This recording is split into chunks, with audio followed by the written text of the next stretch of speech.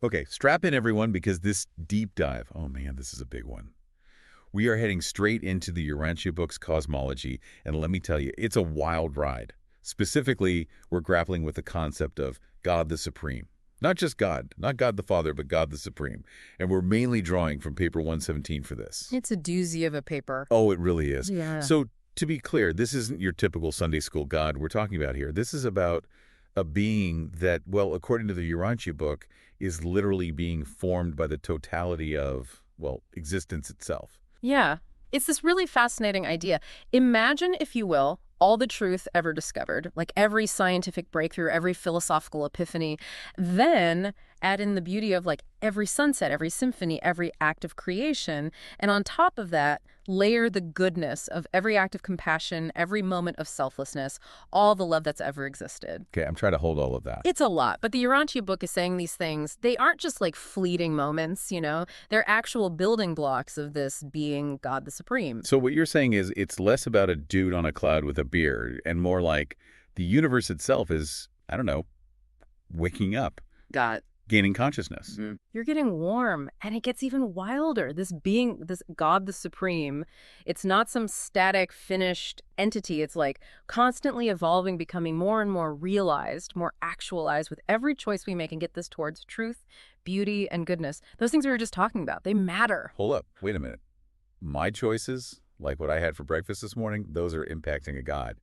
That's a lot of pressure. It really drives home how central we are to the whole cosmic picture, right? This isn't just about you living your best life. You becoming a better, you literally contributes to the evolution of God, to God the Supreme. That's how deeply intertwined we are, according to the Urantia Book. Wow, okay. No pressure, right? Yeah, right. And it even says that rejecting that path of growth, you know, Yep. like turning away from, as the book calls it, the eternal career, that directly impacts the Supreme's development. Like it can't reach its full potential without us. A powerful statement about individual responsibility, that's for sure. No kidding. That second donut I had last night is really making me think twice now. Yeah. But, okay, so we're all, like, contributing to this supreme being. But what does that relationship even look like? Well, the Urantia Book uses an image that, surprisingly, I think a lot of us can relate to. It's the idea of, get this, a parent. Okay, the parent. A parent. The Urantia Book talks about God the Father as the source of everything, right?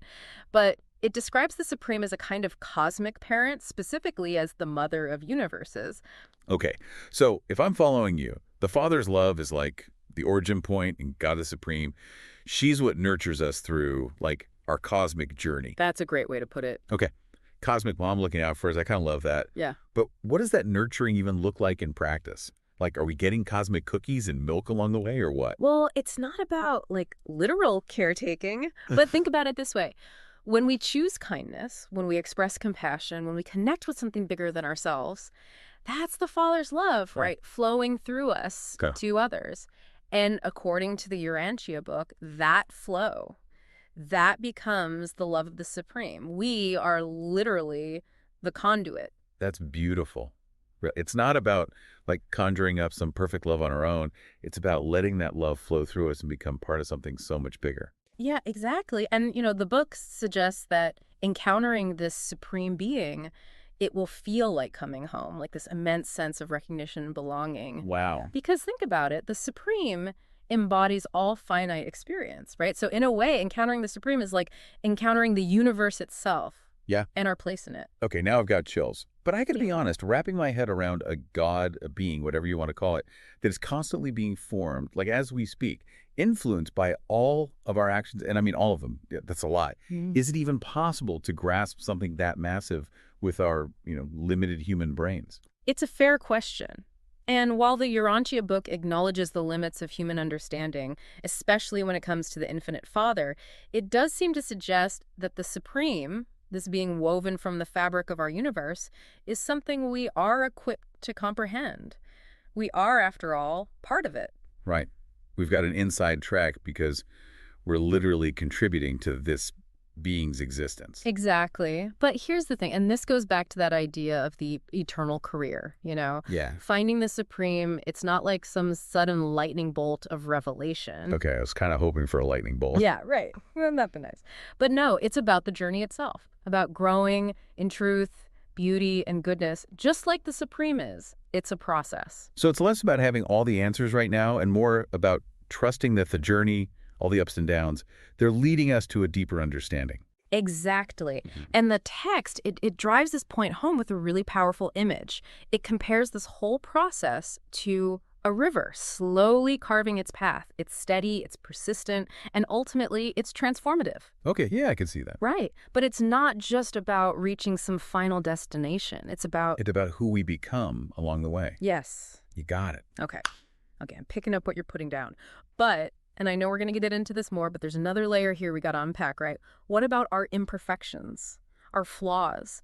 Where do those fit into a being that's supposed to be? Like the culmination of everything good and pure and, perfect. Now that is where it gets really, really interesting. And it's where this concept of God the Supreme really challenges a lot of our conventional thinking about, well, God.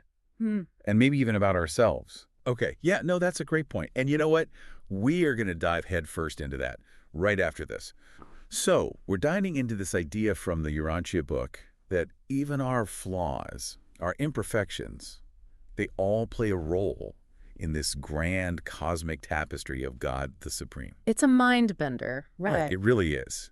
Because it's not exactly how we usually think about God, right? I mean, isn't the goal to overcome our flaws, to strive for some kind of, I don't know, perfection? Yeah, that's certainly the traditional view, isn't it? Yes. But remember, the Urantia book describes God the Supreme as encompassing all finite experience, not just the pretty parts. Go. The struggles, the missteps, the downright messy bits, those are all part of the equation, too. Okay, so it's not about erasing our so-called imperfections, but somehow weaving them into something larger. I'm trying to wrap my head around that. It's a big idea, for sure. And that's what makes this so fascinating. It's like the Supreme isn't just some idealized version of ourselves, but the culmination of who we really are. The good, the bad, and the ugly. Exactly. All of it. And there's even a line in the Urantia book that really gets at this. It says, the Supreme is symmetrically inclusive. Symmetrically inclusive. Yeah. Not cherry-picking the best bits, but reflecting the wholeness of existence, flaws and all. That's strangely reassuring, in a way. It's okay to be human, to mess up sometimes, to still be a work in progress. And somehow that contributes to something much greater than myself. Right. We're all in this together, even with our flaws. Okay, but that actually brings up another question for me. If all of our choices, if everything about us is ultimately contributing to this God the Supreme, does that mean they're, I don't know, predetermined? Oh, good one. Where does free will fit into all of this? Yeah. If the Supreme is the ultimate culmination of everything, does that mean it's all just playing out some pre-written script? Yeah, it's a really important point. And this is where the Urantia book, it really gets into the nuances of free will. Okay, good. Because I was starting to feel like a puppet here. No, you're definitely not a puppet. Remember how we were talking about how the Supreme isn't static, but is constantly becoming? Yeah. Well, our choices, they directly factor into that process of becoming. Wait, hold on. So what you're saying is my choices are actually shaping the destiny of this cosmic being. In a way, yes. It's a pretty radical idea when you think about it. That's a pretty big responsibility to lay on a Tuesday afternoon. Right. Tell me about it. and the text even goes so far as to say that choosing against the eternal career, meaning turning away from spiritual growth, that has a direct impact too. Okay. It can actually hinder the Supreme's development. So it's not a guarantee, this whole thing. It's not a done deal. Exactly. This isn't predetermination, but it really underscores the weight of our choices. Yeah. Not just for ourselves, but for the very fabric of reality. No pressure. Right. Oh, man. Okay, so it's less about a preordained path and more about actively, co-creating with the cosmos. Right. With God. Wow.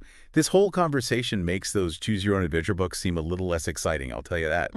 But I have to ask, if this God, the Supreme, if it's constantly evolving, where did it all lead? What's the end game? That is the billion-dollar cosmic question, isn't it? And honestly, the Urantia book, it doesn't really offer concrete answers when it comes to that. Okay, that's fair. I mean, we're dealing with mysteries beyond our full grasp here, but it does offer some, tantalizing hints. Ooh, hints. Yeah. I like hints. Okay, lay it on me. Remember how the Supreme is described as a culmination? Yeah, the peak, the ultimate. Well, the text seems to imply that this culmination might actually be more of a starting point than an end. Hold on. Yeah. If the Supreme is the combination of everything, I mean, everything in this finite universe that we know, how could there be something after that? Now we're stepping into truly mind-bending territory because the Urantia book, it introduces this whole other concept, the absonite. The The absinthe. absonite, it's this Well, realm beyond even the finite God. okay. You've officially lost me. It's a lot. But essentially, the book seems to suggest that once this God, this supreme being, is fully actualized, it then embarks on its own journey into this absonite realm. Hold on. So it doesn't just stop existing. No. It carries the entirety of our finite experience along with it. So this grand cosmic adventure, it's not a closed loop. It doesn't seem like it. There's a bigger story unfolding, one that we can't even really grasp right now. That seems to be what the Urantia book is getting at, and here's where it gets really personal, I think. Okay. The Urantia book links our destiny as evolving beings to this absonite journey of the Supreme. Okay, you're going to have to elaborate on that one. How are we connected to this absinthe journey? Well, the text suggests that as we progress, as we, grow closer to the Father through those choices we were talking about, we actually play a part in the Supreme's own evolution towards this ultimate unknown. So it's not just about us, like, striving for some static idea of heaven. Like, we get to heaven and then what? Sit on clouds and play harps for eternity. It doesn't seem like it. It's about being part of this constant unfolding, this journey of discovery that extends even beyond the Supreme, beyond the absinthe, maybe even beyond what we can currently even fathom. You got it. That's the grand adventure. Okay, I'm trying to wrap my mind around all of this, but how do we even begin to comprehend something as vast as the absinthe? I mean, we've got our work cut out for us. Yeah. Okay, so the absinthe, this realm that exists even beyond, like, our very concept of God. Beyond comprehension, really. I gotta say, it's stretching my imagination pretty far, even for me. But I'm game if you are. Is there anything at all in our experience that could even hint at what this absinthe might be like? It's true. We're really peering into a mystery here. But, the Urantia book does point to those moments of, cosmic consciousness, I think it calls them. Okay. Where we get these, these fleeting glimpses of something more, something beyond our ordinary understanding. You know what? I think we've all had those moments, those flashes of something bigger. Maybe it's out in nature or listening to a piece of music that just, moves your soul. Or even, in a moment of deep connection with another person, there's this awe, this sense of being part of something so much bigger than yourself. Could those be those hints, those glimpses of the absinthe breaking through? It's a beautiful thought. And, maybe they're more than just feelings. The Urantia book seems to suggest that maybe, just maybe, these experiences are like breadcrumbs on the cosmic path, guiding us towards that ultimate reality that the Supreme, this God, the Supreme, is striving towards itself. I love that. Breadcrumbs on the cosmic path. It's reassuring, we're not totally lost in the woods here. Right, exactly. There's a trail, even if we can't see where it leads. It suggests that, we're not alone on this journey, that there's this incredible story unfolding, this cosmic drama, and we each have a part to play in it. And what a story it is. I mean, we've been on quite a journey ourselves just in this conversation. We've been exploring this idea of a God who is constantly evolving, who embraces the entirety of our finite experience, literally everything, every triumph, every struggle, every, awkward phase. Oh, man. Don't remind me. And who is on this incredible journey, this absinthe journey into realms beyond anything we can currently even comprehend. Mind-blowing is an understatement. But if there's one thing I'm taking away from this deep dive, it's that we're not just passive bystanders in this whole cosmic drama. We're not just watching from the sidelines. We have an active role to play in the evolution of this God, this supreme being. We are participants, co-creators. It's both humbling and empowering, It means that our lives have meaning.